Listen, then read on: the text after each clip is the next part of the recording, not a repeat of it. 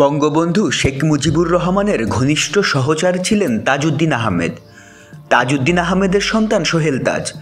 বাংলাদেশের স্বরাষ্ট্র প্রতিমন্ত্রী হবার পর জনগণ ভেবেছিল তাজউদ্দিন পরিবারের সন্তান দেশকে সন্ত্রাসমুক্ত করতে পারবে। সে পথে এগিয়েও যাচ্ছিলেন তিনি। আপোষহীন মন্ত্রী হিসেবে অল্প কদিনের মধ্যেই নিজের যোগ্যতার প্রমাণ তিনি দিয়েছিলেন, কিন্তু এক রহস্যজনক কারণে তাকে পদত্যাগ করতে হয়েছে। দেশের মানুষ সঠিক তথ্য জানেন না বলে তারা দোষ দিয়েছেন সোহেল তাজকেই। আজকের ভিডিওতে জানাবো সোহেল তাজের পদত্যাগের আসল কাহিনী। ঘটনার সূত্রপাত বিমানবন্দরে। একটি বড় চোরাচালান আটকে দেয় পুলিশ। সোহেল তাজ পুলিশের ভূমিকা সমর্থন করেন, কিন্তু ফোন আসে শেখ সেলিমের কাছ থেকে ছেড়ে দিতে হবে চোরাচালানকারীদের, কারণ চোরাচালানকারী তার আত্মীয়। সোহেল তাজ তার আদেশ মানেননি।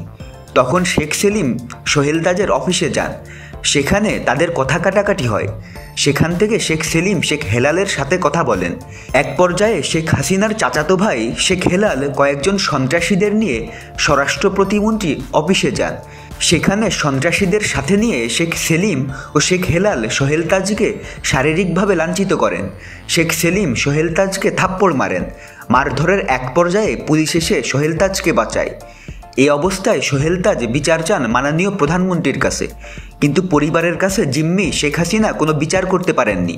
অনেক রাজনৈতিক আষ্টেপৃষ্ঠে বাধা তিনি। ফাঁস হলে সমূহ বিপদ। তাই সোহেল তাজ মানসম্মান রক্ষা করতে পদত্যাগ করতে বাধ্য হন। এটাই সোহেল তাজের পদত্যাগের নাটক। আর এভাবেই রাজনীতি থেকে চিরতরে হারিয়ে যান সোহেল তাজ। শেখ সেলিম সরকারের ভিতর আর এক সরকার পরিচালনা করতেন।